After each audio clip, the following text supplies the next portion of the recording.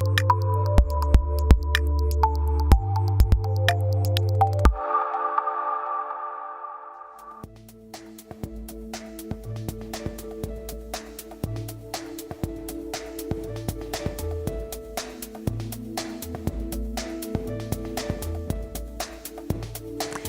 ¿qué tal? Un gusto saludarlos en una emisión de Ir Más Allá. Y en esta ocasión vamos a tener un tema que es de suma relevancia. Vamos a hablar de una parte muy importante del nuevo sistema de justicia penal acusatorio. Debo comentarles primeramente cómo surge este sistema de justicia en el país, en el que, por cierto, Zacatecas se convirtió en uno de los pioneros.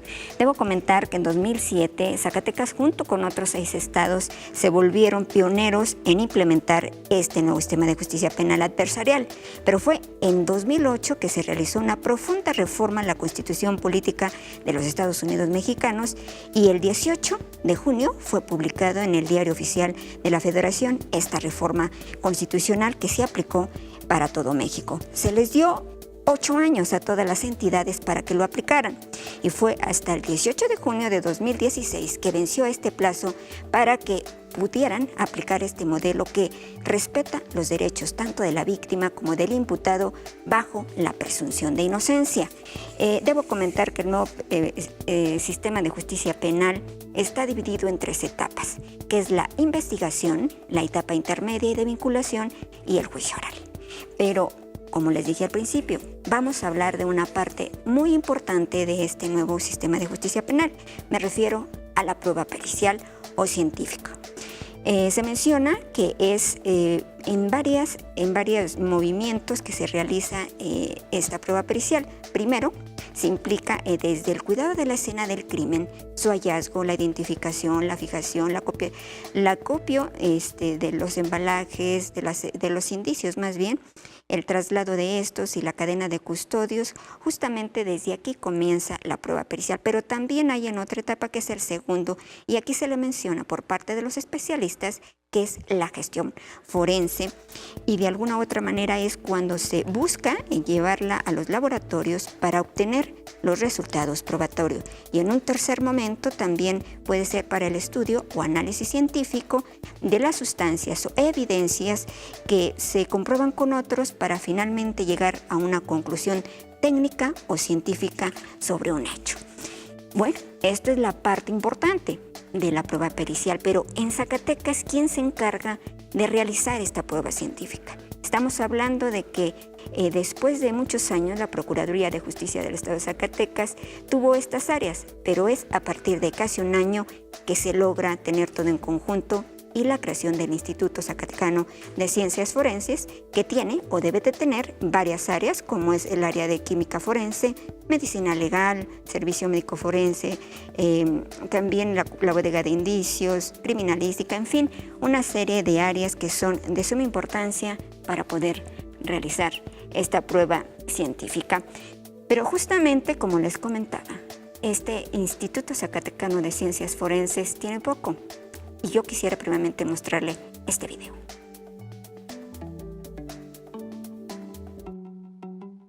Nosotros tuvimos que ascender a Instituto Zacatecano de Ciencias Forenses por varios factores. Uno de ellos era que requeríamos más independencia en técnica para la prueba pericial, y es por ello que se crea como instituto.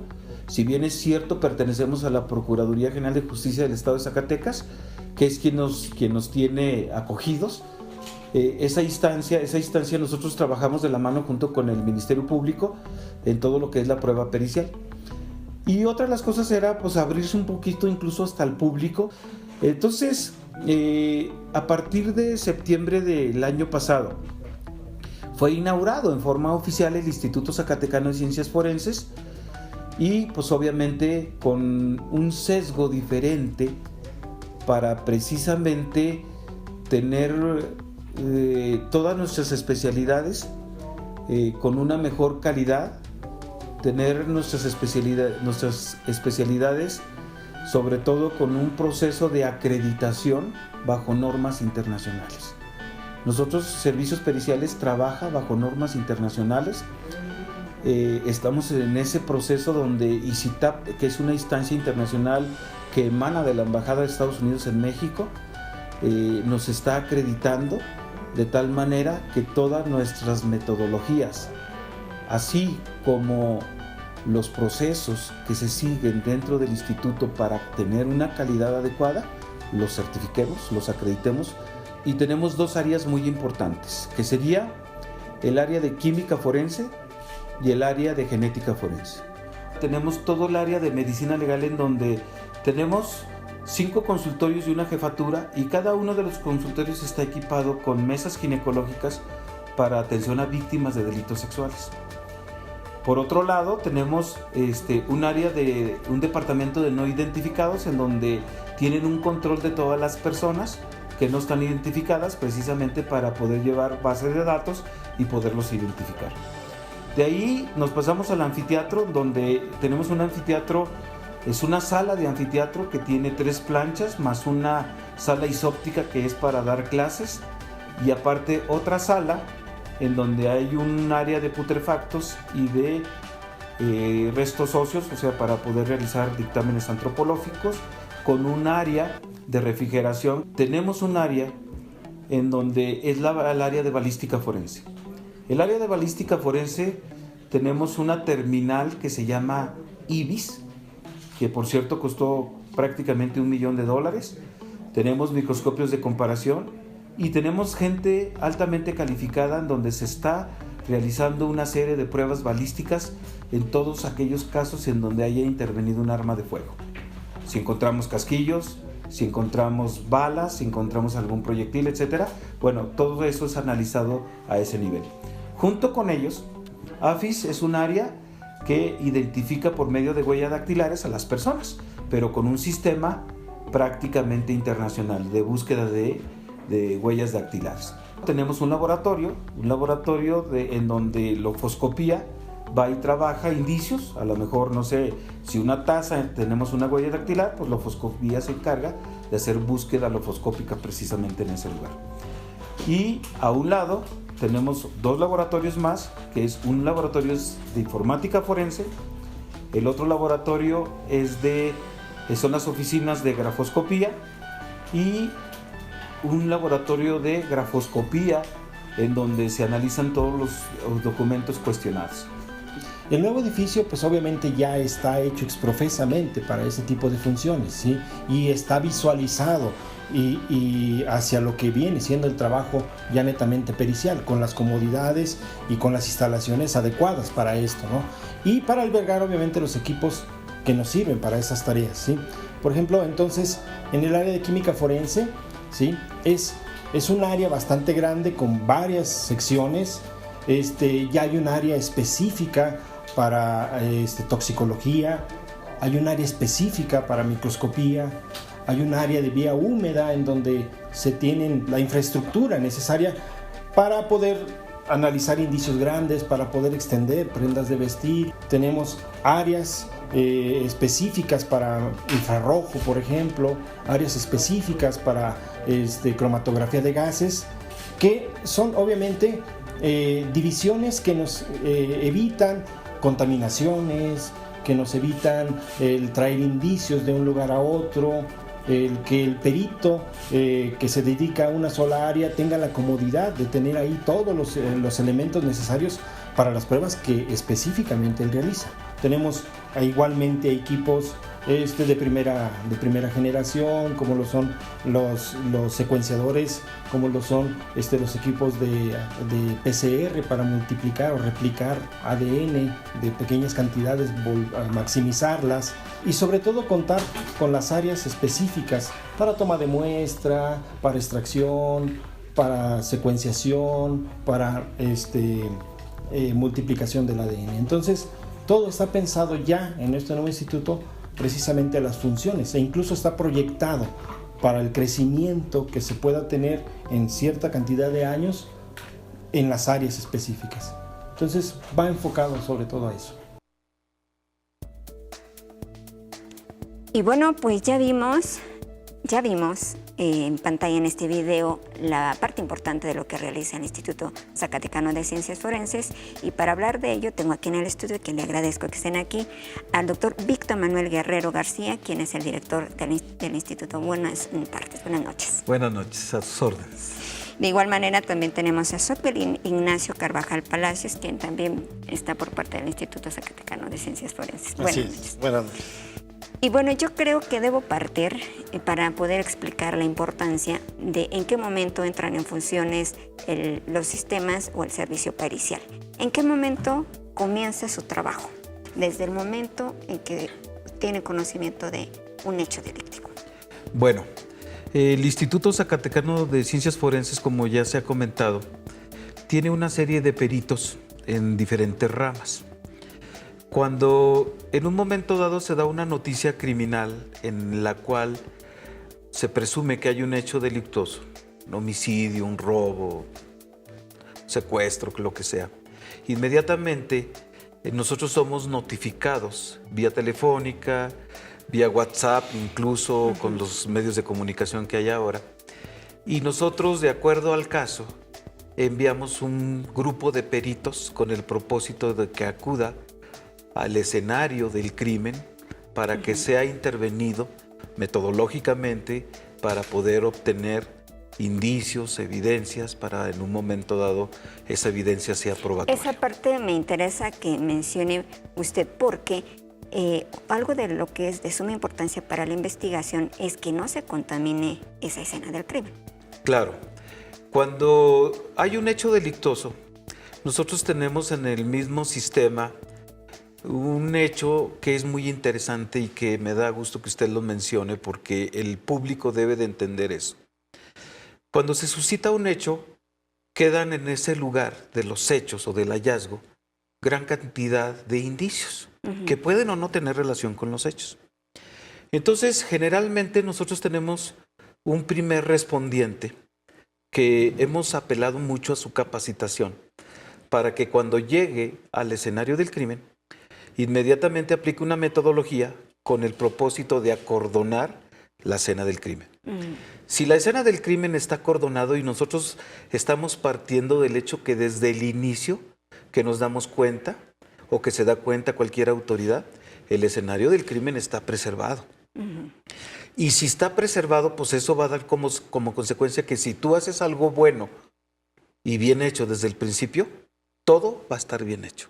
Si se contamina, si se afecta, si altera, pueden hay incluso... Hay alteraciones y son alteraciones que en un momento pueden ser graves o con consecuencias que desde luego si se comprueba esa alteración, vamos a suponer que alguien tocara un arma de fuego sin necesidad que la tocara, o incluso que se robara un indicio. Sí, puede robarse a lo mejor un proyectil, o puede robarse la cartera, o puede robarse... algo, el celular es muy frecuente. Entonces eso pues nos altera porque ya se metió alguien, ya nos dejó indicios de él, de esa persona que no tiene nada que ver. Entonces la policía preventiva, que es el primer respondiente por lo general, los agentes de tránsito, la policía metropolitana, a veces el ejército, a veces la marina, a veces la misma policía ministerial, ellos como primer respondiente pues tienen la obligación ya metodológicamente enseñada hacia ellos de que lo primero que tienen que hacer es acordonar. Se acordona la escena, no se le permite la entrada a nadie, ni a los medios de comunicación muchas veces, no se le permite la entrada a ninguna gente, puede ser que llegue el familiar de la persona privada de la vida, entonces no se le puede permitir. ¿Por qué? Porque nos altera la escena. Nuestra escena nosotros la tenemos que tener prácticamente limpia, estéril, sin ninguna contaminación. Si eso es así, desde el principio, pues se da el principio que señala que cuando el árbol viene sano desde arriba da frutos sanos. Cuando el árbol se pudre desde adentro, desde el principio, nos puede contaminar, nos puede alterar todo un procedimiento legal. Entonces, nosotros pugnamos muchísimo para que nuestra escena del crimen siempre esté adecuadamente acordonada. ¿Para qué? Pues para que cuando lleguemos nosotros, con todas las medidas de protección que nosotros utilizamos, uniformes, ¿sí? Son overoles, lentes, cubrebocas, guantes, botas, todo, y entramos como si fuésemos a entrar a un quirófano.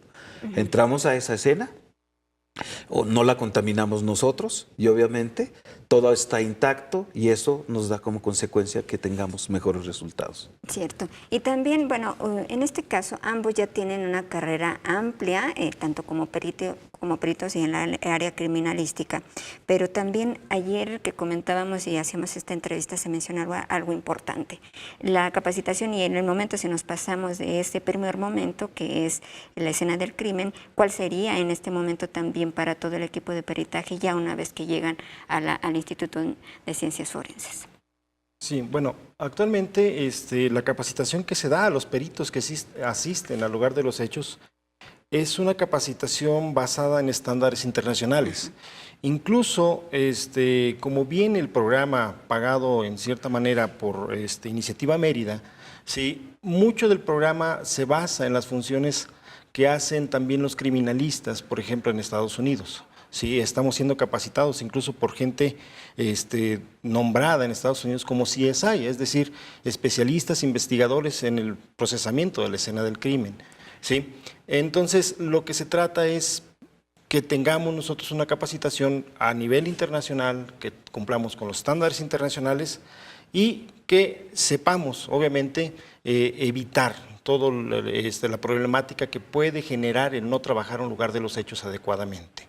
Recordemos que al final de cuentas nosotros, todos los que trabajamos en el Instituto Zacatecano de Ciencias Forenses, somos criminalistas, trabajamos con algo muy importante que se llaman indicios, ¿sí? Para convertirlos luego en para convertirlos posteriormente en las pruebas que el juez... ¿En qué momento se convierte en una evidencia, en una prueba científica, el indicio? Ok, el indicio es un indicativo de un acontecer, ¿sí?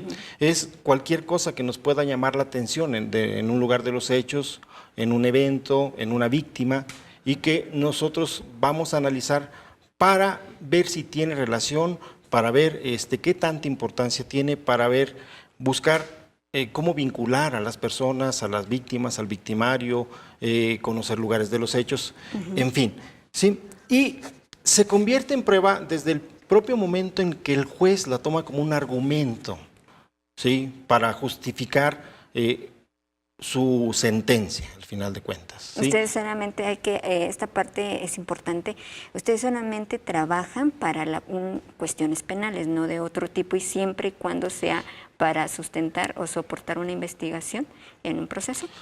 Nosotros trabajamos prácticamente, efectivamente, hacia las cuestiones penales, ¿no? Aunque no es netamente el 100% del trabajo que se hace pericial, ¿sí? De repente también nosotros colaboramos, por ejemplo, con cuestiones del ámbito mercantil, de repente nosotros también participamos en cuestiones del ámbito civil, ¿sí? Pero ¿tienen un costo esas? Generalmente esas pruebas, ¿sí? Sí, hay un costo de recuperación de reactivos, ¿sí?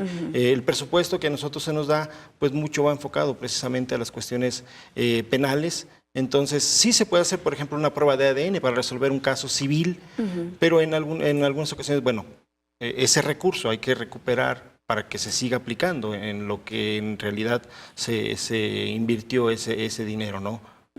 Llegan a ser caras, bueno, hemos visto, porque ya mencionábamos, o se mencionaba las áreas que tiene actualmente el Instituto de Ciencias Forenses, pero antes de llegar, a mí me gustaría algo que me platicaba ayer, de que si la importancia de llegar a este punto, que de alguna u otra manera va ligado al nuevo sistema de justicia penal, pero me comentaba cuando usted, que tiene 27 años ya como perito, o dentro de este mundo de ciencias forenses, me decía cómo comenzó este trabajo. Me gustaría que rápidamente me diga cómo llegaron hasta este punto. Sí, yo le comentaba que el servicio médico forense o los servicios periciales con que contaba la Procuraduría más o menos en 1981, que fue cuando yo me inicié como prosector o disector, mi trabajo era abrir cadáveres. En aquel tiempo nada más se contaba con una sala de anfiteatro con 2 planchas y una oficina con un escritorio, un archivero y una mesa ginecológica, en donde 2 médicos, una secretaria 2 disectores o 3, que uno de ellos era yo. Practicábamos las necropsias para prácticamente todo el estado de Zacatecas. No existía otras pruebas periciales más que la necropsia, los exámenes ginecológicos, a lo mejor una toma de muestra en sangre o en orina para determinar embarazo, que nos la practicaba el mismo Hospital General Antiguo, ahí por la avenida López Velarde, y que era donde estábamos nosotros. Esas eran las pruebas periciales. Ajá. Posteriormente, en 1900, debió haber sido ya más o menos en 1985, se inaugura un departamento de medicina legal en donde nos hicieron 3 planchas, nos hicieron unas oficinas, pero era todo, o sea, no había servicios periciales. Las oficinas que prácticamente en septiembre, después de la inauguración, meses después nos venimos al instituto, o sea, eran las que teníamos. Años. Más de 20 y tantos años funcionando esas oficinas. Recuerdo yo que en la parte de arriba, en esa parte de arriba, y era un domo para ver las necropsias desde arriba, que no funcionaba porque todos los olores se iban hacia la parte de arriba y obviamente la gente desde arriba pues no iba a estar oliendo todo eso en un cadáver putrefacto, por ejemplo. Y que, por ejemplo, bueno, me tocó visitarla, los cadáveres se guardaban en uno de las carnicerías, ¿no? De los sí, grandes. En un refrigerador para carnicería, era un enfriador para carnicería. Y que obviamente se tuvo que poner en su momento porque pues era la necesidad se iba creando de que tuviésemos que conservar los cadáveres y pues bueno, pues así lo hacíamos. Menciono esta parte porque también va de la mano con lo que ahora se busca y sí me gustaría rescatar y resaltar de cuando no se tenían todas esas pruebas periciales o científicas, llegaban a meter a la cárcel a personas inocentes porque no se tenía, solamente era la confesional. ¿O en qué momento, o cuál sería la diferencia ahora con todo lo que se exige el nuevo sistema? El sistema que teníamos tradicional, que era un sistema penal inquisitorio, obviamente tenía, sí la prueba pericial como algo importante, o sea, porque no debemos de negarlo, pero yo creo que la confesional o las testimoniales, pues eran preponderantes. De tal manera que prácticamente, si privaban de la vida a alguien, se le practicaba la necropsia, se determinaba heridas por arma blanca, por ejemplo. Después de ello, a lo mejor un examen, no sé, de alcoholemia o de grupo sanguíneo, cosas así muy sencillas, y era toda la prueba pericial que estaba integrada a una averiguación previa. Después de eso, el Ministerio Público pues hacía su averiguación previa, consignaba, le obsequiaban una orden de aprehensión, era complementada. Después de eso, entonces se hacía todo eso y llegaba el momento en que el juez determinaba la culpabilidad de la persona. Entonces sí estamos claros de que con el antiguo sistema fueron muchos inocentes o no los culpables reales. Puede ser que sí, puede ser que sí. De hecho, es un hecho que sí. Ahora, lo mencionaba por esta parte de que esto va ligado al nuevo sistema de justicia penal acusatorio, donde se busca, y como ya lo explicamos al principio, que ahora la presunción de inocencia es prácticamente lo que rige. ¿Es un principio del nuevo sistema? Tanto cubre a la víctima como, en este caso, al imputado. Ustedes ahora que ya tienen un año, ¿qué más le hace falta? Porque ciertamente ya está el edificio, la infraestructura debe de tener varias áreas. ¿Están cumpliendo con todas las áreas o todavía les falta? Aún tenemos el sueño de conjuntarnos todos los servicios periciales, ahora Instituto Zacatecano de Ciencias Forenses, en un solo edificio. ¿Sí? Aún seguimos partidos en diferentes lugares, ¿no? Como anteriormente criminalística y las áreas afines en un lugar, en la López Velarde, por ejemplo, o en la Condesa, y medicina legal, por ejemplo, en Zacatecas, ahí por el monumento a Benito Juárez. Pues no teníamos esa cercanía como instituto. ¿Pero sí cuentan ya con todos los equipos aunque estén separados o todavía aún nos falta crecer, nos falta crecer. Y aún tenemos personal que está directamente, o que estamos en este caso, todavía en el edificio, en oficinas prestadas de la propia Procuraduría. Tenemos aún 8 áreas que están allá y que faltan de integrarse al edificio del instituto, ¿sí? Está proyectado una segunda etapa precisamente para albergar esas 8 áreas que aún nos falta de trasladar hacia allá, ¿sí? Se empezó con una primera etapa que conforma los laboratorios, el anfiteatro, todo lo relacionado con el costo fuerte, y lo siguiente ya son oficinas ya más... administrativas. Yo quería también destacar estos equipos que en el recorrido que realizamos tuvieron, bueno, ciertamente un costo muy alto, incluso en dólares. ¿De qué tanto ha servido? O sea, un caso, por ejemplo, claro que no vamos a mencionar ni el expediente ni los nombres, pero que digan, ya con por ejemplo, con IBIS, que costó cerca de o más de $1 millón, ¿de qué ha servido, por ejemplo? Por ejemplo, IBIS nos ha ayudado bastante en empezar a relacionar casos, ¿no? Tenemos varios casos de delincuencia organizada, por ejemplo, en donde los mismos participantes, o al menos las mismas armas, gracias a IBIS se ha podido identificar que han colaborado o participado en tal evento. Bueno, yo sé que luego aquí cuidan muchísimo la parte de que porque no deben de revelar ciertos datos porque si no pueden afectar la investigación, pero esto sí lo dijo la misma Procuraduría, el procurador directamente, el caso del Centauro, el líder de los sicarios del Cártel del Golfo que fue asesinado y que se utilizó ese equipo cuando relacionan el arma. Claro, ese equipo se utilizó. Obviamente también hay que reconocer mucho el trabajo que hacen nuestros compañeros, por ejemplo, de balística, donde también, bueno, bajo su ingenio, incluso supliendo a veces al programa IBIS, han logrado identificar, por ejemplo, ese tipo de cosas. Pero sí, ya está trabajándose. Aún estamos todavía en adquirir más cantidad de personal para que funcione al 100%, porque hay que estar ingresando, incluso como es un programa nacional, a nivel nacional nos exigen que nosotros tengamos cierta cantidad de ingresos, por ejemplo, que por falta de personal a veces no alcanzamos a cumplir ese tipo de metas. ¿Cómo sería esto? ¿De ingreso económico? No, me refiero de ingresos de subir información. Ya. ¿Sí? De diferentes asuntos que tengamos nosotros, hay que estar capturando las imágenes que arrojan las balas o los casquillos, y a eso se le llama ingreso, ¿sí? Para estar alimentando precisamente esa base de datos, ¿sí? A nivel nacional nos están monitoreando que cumplamos con el trabajo encomendado, para eso es este tipo de equipo, y obviamente hay exigencias también.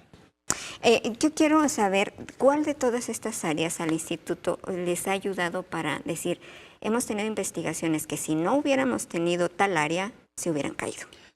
Mire, yo creo que no es precisamente un área, porque una la lleva a la otra. Yo creo que es el instituto como tal. Si el perito criminalística de campo obtiene un indicio adecuado, hace la cadena de custodia, lo describe, etcétera, toda la metodología de la investigación, y lo lleva hacia el médico, lo lleva hacia el químico, lo lleva hacia el biólogo, lo lleva hacia el de balística, lo lleva al de grafoscopía, lo lleva al de lofoscopía. ¡Pum! Se van integrando, y es una cadena de indicios, y es bien interesante. O sea, vamos, yo le puedo decir, si encontramos en un lugar de los hechos una mancha de sangre, ¿sí?, del presunto, de la persona que probablemente haya sido quien haya cometido esa conducta, pues esa mancha de sangre hay que recogerla adecuadamente, hay que embalarla, hay que identificarla, hay que hacer cadena de custodia. Entonces se la lleva al laboratorio, y en el laboratorio la va a examinar el de hematología y va a decir, es sangre humana. Y luego la va a examinar el de genética y va a decir, este es su perfil genético. Sabe que lamentablemente aquí corre el tiempo, y yo quiero hacerle ya una pregunta porque ya me van a empezar a medir el tiempo, pero con esto quiero hacerle la pregunta. Un hecho, es decir, el hecho que una persona cometa un crimen cuesta carísimo, en pocas palabras, para resolverlo, porque lo que hace una persona que comete un delito, un crimen, mueve a todo esto y cuesta carísimo. Sí, la administración de justicia cuesta.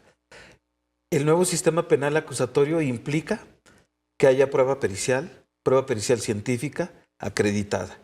Y los servicios periciales, la Procuraduría, el Gobierno del Estado, hace un esfuerzo enorme en donde nos proporciona muchos elementos, económicamente hablando, y sí, es muy cara la prueba pericial.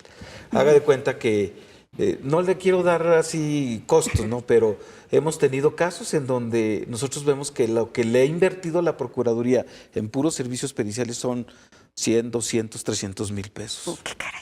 Mire, lamentablemente se nos está acabando el tiempo. Yo me voy a despedir ya con un mensaje de cada uno y de la importancia, y que le hagan sentir a la gente la importancia de este instituto. Sí. Va a ser muy corto. Corto. Que estamos trabajando, es un trabajo de equipo, no se resuelve inmediatamente, que se requiere mucha gente detrás de una investigación y que estamos haciendo todo lo posible para que esto funcione y dar un mejor servicio a la ciudadanía zacatecana. Bueno, pues yo le agradezco, doctor. Sí, bueno, también muchas gracias y lo que yo puedo comentar es que la prueba pericial que tenemos en Zacatecas ha avanzado a pasos agigantados y estamos muy bien. Bueno, muchas gracias. De verdad yo les agradezco. Yo me despido el próximo miércoles un tema más. Hasta luego. Hasta siempre.